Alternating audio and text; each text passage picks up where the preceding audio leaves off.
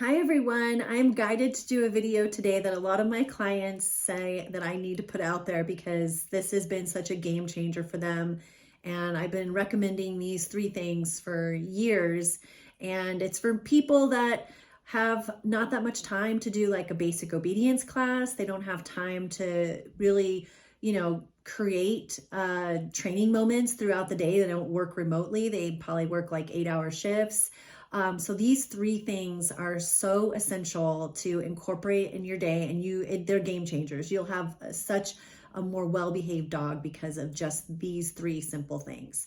The very first thing is that you want to create a type of communication that your dog understands when you are upset and you're not stoked on their behavior versus when you are stoked on their behavior and you're happy. And the way to do this is that if your dog is just chill, anytime your dog does a behavior that you ask, anytime your dog is just chill and behaving great, take notice of that. A lot of times what I've seen my clients do is that they don't take enough notice and praise their dog enough. So their dog is getting more of a behavior that they can see that their owner doesn't like. So they're getting more attention, I should say, for the behavior that the owner doesn't like. And so what are they going to do more of? They're going to do more of that behavior, even if they can kind of see that their owner doesn't like it, but they don't really know for sure. And this leads me then to tell you about the contrast in how you can tell your dog what you don't like. A lot of times I see clients using the word no, or I hear them using the word no, and then they'll use their dog's name. You definitely do not want to do those two things. No is a word that we use so often in our daily conversations that it becomes null in a dog's mind. It's null. It doesn't mean anything. You won't have that much consistency with that word no when you use it in reprimand. And a lot of times what I hear clients do is they use no and then their dog's name. If you use your dog's name in reprimand, guess what happens? Your dog's not going to come to you. Your dog's name has a negative association now to it. And what gives us that reliability when we want them to come when called is their positive association that they have with their name. So when you use their name in reprimand, you're taking all of that positive reinforcement that's attached to their name and it's going completely away. And so now if it was on a scale, they have all of this, negative attention, negative association with their name that's way up here and very little positive association with their name. So do not use their name in reprimand. What I do and what I teach my clients to do is a verbal correction, which is And that's how it is. It's very direct, it's very firm, it's very matter of fact, and the dog knows it's for them. I don't talk to my family members like that. Well, maybe my daughter when she was 5, but not like that. No, I'm just joking. But when they know it's directly towards them. And so we have to kind of be like actors and actresses. We have to up the ante, if you will, and our exaggeration of that. So I would, if I saw my dog going towards the house plant, I would be like, and then I would say, leave it, because that's the behavior that she has learned.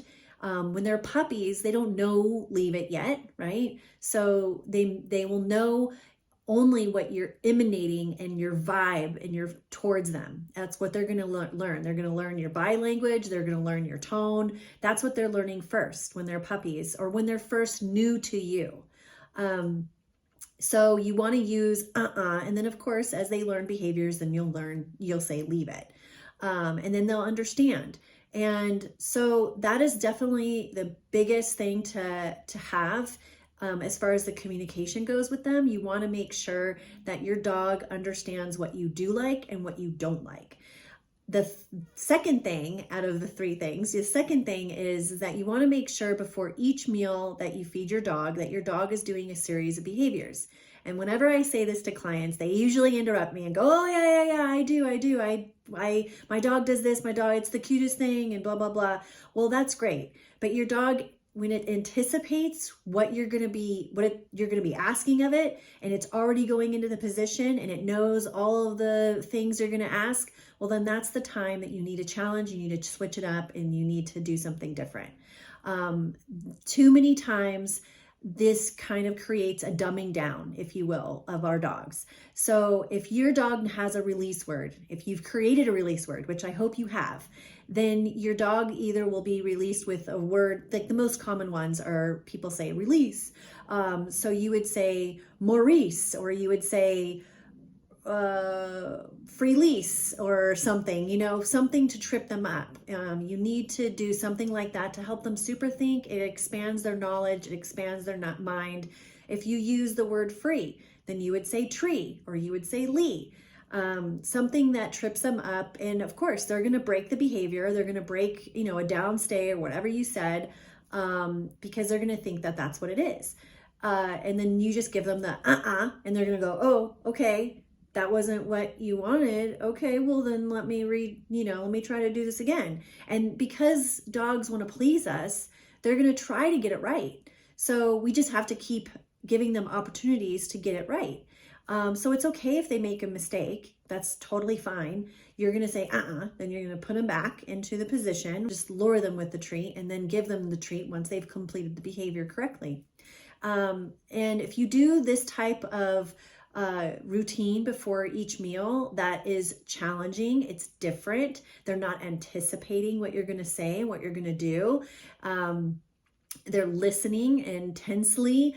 That's when you know that you're doing it right, because you want to use their brain and use what they have for the time when you're going to feed them. That's when you're going to have most of their attention. They're hungry, they want to eat, so you're going to have their attention. And this moment brings in so much opportunity for teaching them behaviors that you would teach in a class.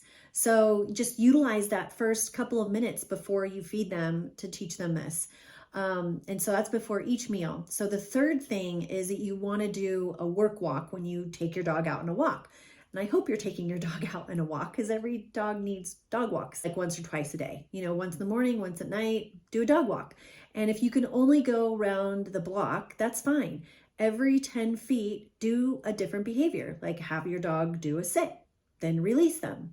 Have your dog do a down stay, then release them. You can work your dog up to duration type, sit stays, down stays, working up to like 30 seconds in front of you, and then you can add distance.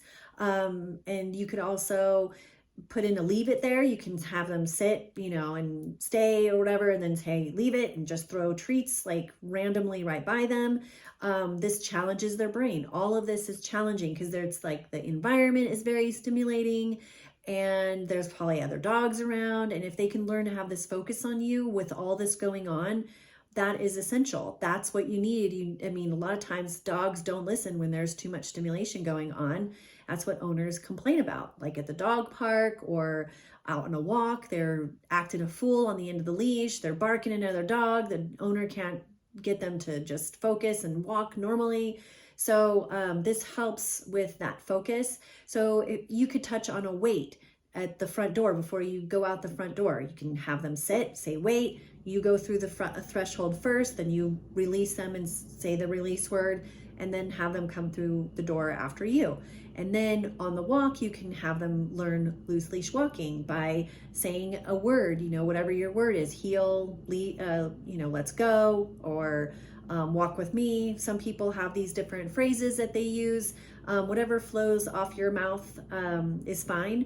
So you just want to say it, then give them the treat. And while they're giving they're chomping on the treat, you want to say a cue word to, signify that moment, and create this positive association with them listening. And so you have to be quick on the draw with that type of behavior, with the healing, because it's a very technical behavior. It's probably one of the most technical ones for the dog to focus and the human.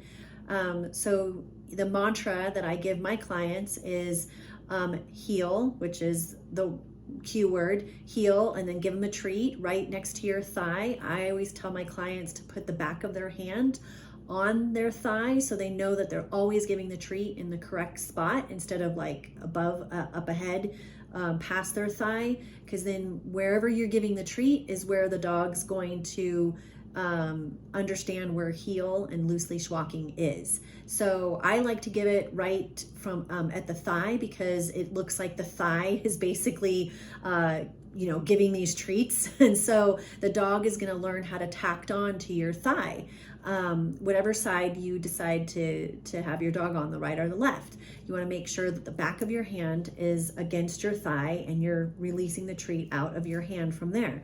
And the dog will tack on to that area. And so whenever you say the cue word, you could say, like walk with me or let's go or heel, then the dog knows to get back into that position, because that's where the treat has always come about from. So you want to touch on those behaviors: heel and then leave it, down, stay, sit, stay, and that's it. Just on going around the block. That's all you have to do. If you just did those 3 things, your dogs will be amazing. They'll have such a more well-balanced mindset. They'll feel fulfilled. They'll feel accomplished. The other thing that not a lot of people have time for, but it is really essential since our dogs are social beings like us. I mean, even those dogs that don't like other dogs, they are very social with people. So you got to get them around people. During COVID, I think we can all relate from our experiences with COVID, is that our dogs are living Groundhog's Day every day. And we experienced social and emotional issues during COVID. A lot of us did. It was really hard for us socially and emotionally because we were isolated. Well, now we can relate and identify with those feelings that our dogs have. They are social beings. That's why they're evolving with us, and that's why they're great companions. So they need those cups filled as well. So if you know that you have a social dog, which most dogs are, especially doodles and golden retrievers, and those are very social dogs, they need to have their social cup filled like every other day at least, with new dogs, new experiences, new people. So many times I'll ask clients, like, does your dog get around other dogs? And they'll say, oh yeah, our dogs play with the neighbor dog all the time. Well, that's all the time, and that's the neighbor dog and knows the neighbor dog. That's boring. So just like us, dogs need to meet new people, new experiences, especially those social breeds. They definitely need it. So you want to be able to fill your dog's cup up too. So getting them around other dogs and people is essential as well. I know that not a lot of people have time for that. So just take note and understand that your dog is going to act a fool around other dogs and around people when they do not get that cup filled. It's just what's going to happen. So I hope that you enjoyed this video. These 3 things are super essential. If you can just touch on those every single day, your dog will be so much more well-behaved and completely focused and in tune with you. Thank you.